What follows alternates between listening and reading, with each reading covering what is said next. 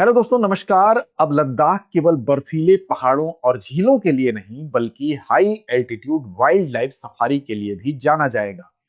ये बात अब इसलिए पुख्ता होती है क्योंकि भारत की पहली हाई एल्टीट्यूड वाइल्ड लाइफ जो सफारी होगी, अब उस प्रोजेक्ट को, उस परियोजना को लेफ्टिनेंट गवर्नर विनय कुमार सक्सेना जी के द्वारा मंजूरी दे दी गई है। तो अब इस विषय पर क्या क्या महत्वपूर्ण परीक्षोपयोगी तथ्य हैं वो लेकर हम आपके सामने आए हैं। तो चलिए चर्चा की शुरुआत करते हैं। लेकिन सबसे पहले बात करेंगे एक महत्वपूर्ण सूचना के विषय में।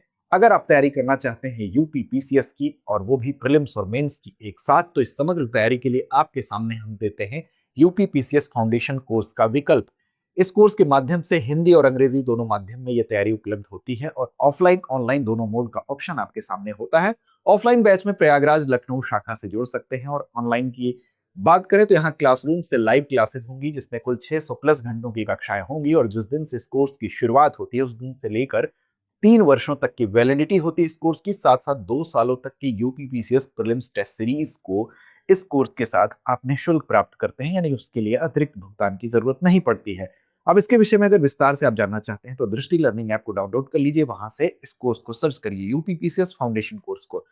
या मन में और कोई सवाल हो तो कॉल करिए हमें, 8750187501 हमारा नंबर है। डिस्क्रिप्शन में लिंक भी हालांकि दिया होगा, उसके माध्यम से भी इस कोर्स तक आप पहुंच सकते हैं।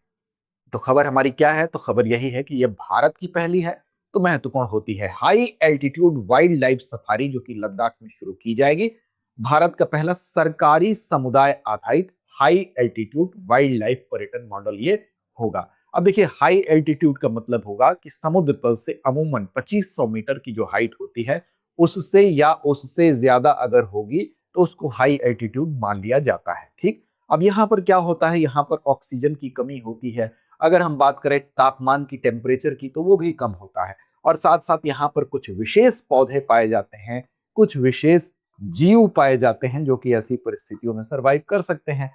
तो इस हाई एल्टीट्यूड पर भारत की पहली वाइल्ड लाइफ सफारी जो है वो आपको देखने को मिलेगी, क्योंकि लद्दाख में इस प्रोजेक्ट को अभी मंजूरी दे दी गई है। किसके द्वारा? तो वहां के लेफ्टिनेंट गवर्नर विनय कुमार सक्सेना जी के द्वारा। अब देखिए, वाइल्ड लाइफ सफारी में क्या होता है कि जो गाइड होंगे वो ट्रेंड होते हैं, यानी कि प्रशिक्षित गाइड के माध्यम से जो रोड होगी वो डिजाइन रोड होगी, यानी कि सारे रोड पर आप नहीं जा सकते हैं। जो रोड डिजाइन का हिस्सा होगी उसी रोड पर आपको प्रशिक्षित गाइड मिलेगा, और वो क्या करेगा, आपको वहां पर घुमाएगा, यानी कि जो जीव जंतु वहां के हैं उनको दिखाएगा, जो पक्षी हैं उनको दिखाने का काम करेगा।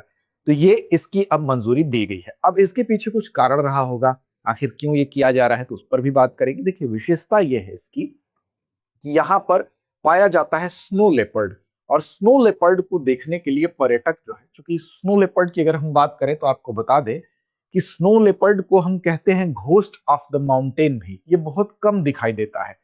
तो पर्यटकों में एक उत्सुकता होती है कि क्यों ना स्नो लेपर्ड को देखा जाए। तो यहाँ पर जो ये high altitude wild life safari होगी, इसमें स्नो लेपर्ड एक पर्यटकों के लिए आकर्षण का केंद्र होगा, क्योंकि जो हिम तेंदुआ है, स्नो लेपर्ड है, उसकी अगर हम बात करें तो ये उसकी जो भारत में पाई जाने वाली पूरी जो अनुमानित संख्या है उसका एक बहुत बड़ा हिस्सा जो है लद्दाख में पाया जाता है। ठीक।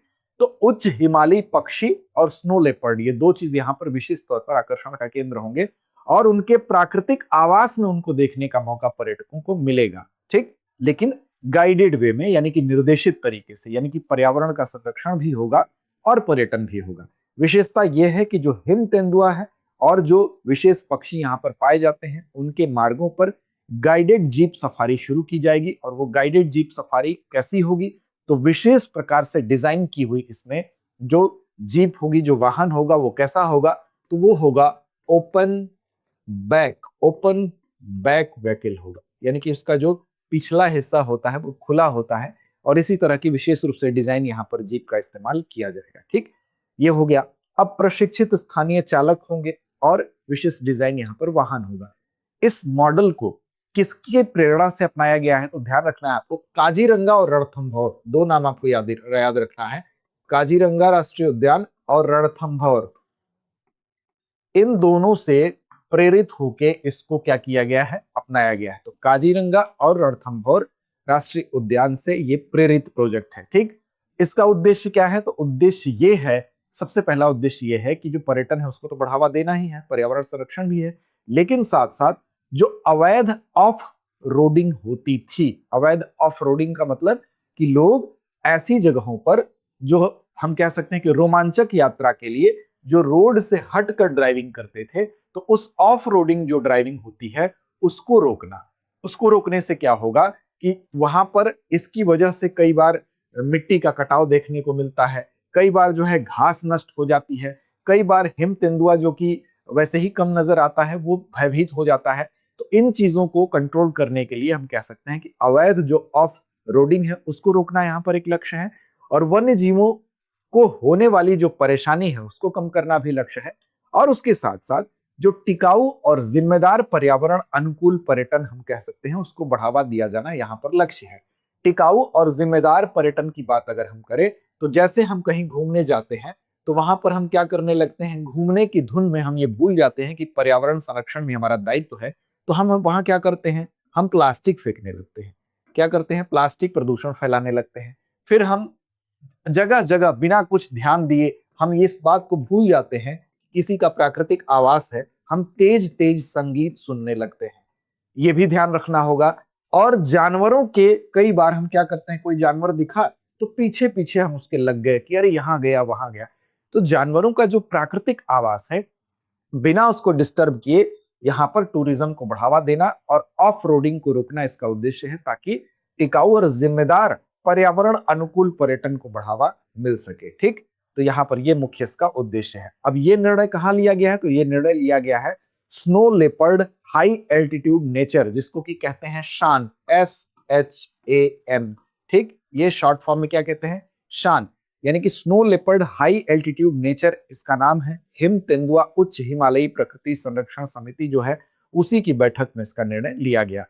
अब संभावित जो सफारी क्षेत्र है वो कहाँ कहाँ हो सकता है, तो हेमिस राष्ट्रीय उद्यान हो सकता है, चोंगथांग वन्यजीव अभयारण्य हो सकता है, काराकोरम वन्यजीव अभयारण्य हो सकता है, नुब्रा, जास्कर, शान, ये द्रास, ये सब क्षेत्र जो है संभावित जो है सफारी क्षेत्र के अंतर्गत आ सकते हैं। इसमें एक बात और है, जो वहां के लोकल युवा हैं, जो स्थानीय युवा हैं, उनको क्या किया जाएगा, उनको पक्षियों की पहचान के लिए और बर्ड के अवलोकन के लिए, पक्षियों के अवलोकन के लिए, यानी कि बर्ड वॉचिंग, बर्ड आइडेंटिफिकेशन और नेचर गाइड, इन तीनों चीजों की क्या की जाएगी, ट्रेनिंग दी जाएगी। यानी कि पक्षियों को वो पहचान सके, उनको आइडेंटिफाई कर सके, और नेचर गाइड यानी कि नेचर गाइड की भूमिका स्थानीय लोग निभा सके। अब इससे क्या लाभ होगा, इससे ये लाभ होगा कि जो स्थानीय समुदाय है, स्थानीय युवा है, वो इन चीजों में ट्रेंड होगा तो स्थानीय रोजगार को भी बढ़ावा मिलेगा, स्थानीय प्रयास यानी लोगों की भागीदारी इसमें सुनिश्चित होगी।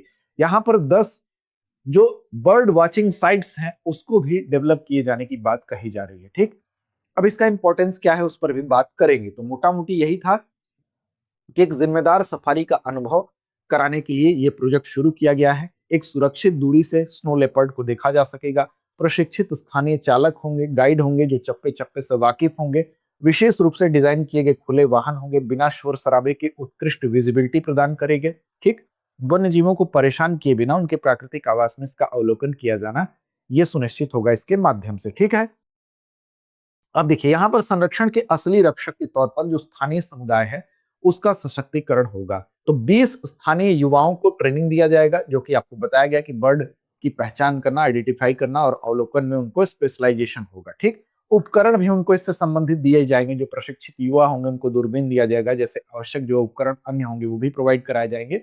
और इससे आर्थिक लाभ भी उनको होगा कि समुदाय नेतृत्व वाले इस मॉडल से सीधे स्थानीय लोग जो है उनकी आजीविका में वृद्धि होगी। और 10 अवलोकन साइट्स जो है वो ऐसे अवलोकन स्थल जो है पर्यटन स्थलों पर, जो प्रमुख पर्यटन स्थल होंगे वहां 10 नए अवलोकन स्थल जो है विशेष बर्ड वॉचिंग साइट का विकास भी किया जाएगा इसके अंतर्गत। तो ये सारी बातें यहाँ पर तय की गई है। ठीक है, अब देखिए यहाँ पर इससे क्या लाभ होगा, तो एक लाभ तो यही आपको दिखाई दे रहा है कि समुदाय आधारित वन्यजीव संरक्षण का ये उदाहरण है। अपशिष्ट प्रबंधन भी होगा, इधर उधर प्रदूषण भी लोग, प्लास्टिक मुक्त पर्यटन होगा और सतत आजीविका का भी विकास होगा। तो ये सारे इसके पक्ष हैं। तो हम यही कह सकते हैं कि लद्दाख में जो 477 एक अनुमानित संख्या बताई जाती है हिम तेंदुओं की, कितनी, 477, और भारत में कुल जो हिम तेंदुओं की अनुमानित संख्या बताई जाती है वो बताई जाती है 718। तो 718 में 477 तो केवल लद्दाख में पाए जाते हैं, यानी कि यहाँ पर इनकी डेंसिटी ज्यादा है। तो यहाँ पर ये एक आकर्षण का प्रमुख केंद्र होंगे। ठीक, तो इनके लिए पर्यटन बढ़ेगा। इसके अलावा यहाँ पर जैव विविधता का भी एक प्रमुख हम कह सकते हैं, जैव विविधता बहुत बेटर है, क्योंकि यहाँ जैव विविधता की बात करेंगे तो 38 से ज्यादा यहाँ स्तनधारी प्रजातियां पाई जाती हैं। यहाँ 340 के करीब यहाँ पर पक्षियों की प्रजातियां पाई जाती हैं। साथ साथ लगभग 1800 यहाँ पर वेस्कुलर प्लांट्स पाए जाते हैं। तो जैव विविधता के लिहाज से भी ये क्षेत्र महत्वपूर्ण है। और रही बात जो शांत सोसाइटी की बात की जा रही है, तो शांत सोसाइटी जो है वो 16 जून 2026 को गठित की गई थी और इसका उद्देश्य ही था कि समुदाय आधारित जो वन्यजीव संरक्षण है, जैसे कि इसमें समुदाय की सहभागिता आपको दिख रही है, उसको उसके माध्यम से साथ साथ अपशिष्ट प्रबंधन को ठीक किया जाए, साथ साथ प्लास्टिक मुक्त जो है हम पर्यटन को बढ़ावा दे सकें और साथ साथ सतत आजीविका का विकास किया जा सके। तो इसलिए जिम्मेदार पर्यटन को बढ़ाने के लिए हम कह सकते हैं कि शांत सोसाइटी 16 जून 2026 को स्थापित की गई थी। तो ये कंक्लूजन के तौर पर हम कह सकते हैं कि इस मॉडल में स्थानीय समुदाय केवल दर्शक नहीं होगा अब, बल्कि संरक्षण करने के लिए वो समान रूप से भागीदार होगा, यानी कि इक्वली पार्टनर के तौर पर काम करेगा। तो लद्दाख सिर्फ एक पर्यटन स्थल अब नहीं, बल्कि समुदाय नेतृत्व वाले संरक्षण और जिम्मेदार हाई एल्टीट्यूड टूरिज्म का एक वैश्विक मॉडल बनने की राह पर है। और ये एक वैश्विक ब्लूप्रिंट हम कह सकते हैं कि उसको प्रस्तुत करता है, जो कि पूरे विश्व के लिए एक मॉडल के रूप में कार्य करेगा। ये इसकी से संबंधित खबर थी। अब चलते हैं अभ्यास प्रश्न पर। भारत में अनुमानित कुल हिम तेंदुओं की संख्या कितनी है? विकल्प आपके सामने है, 477, 540, 718 या 900। तो इसका सही जवाब दीजिए कमेंट बॉक्स में। साथ साथ चैनल को सब्सक्राइब नहीं किया तो कर लीजिए। लड़ते रहिए, अपने लक्ष्य की ओर बढ़ते रहिए। अब एग्जाम की तैयारी को और बेहतर करने के लिए हमारे चैनल को लाइक, शेयर और सब्सक्राइब करना ना भूलें।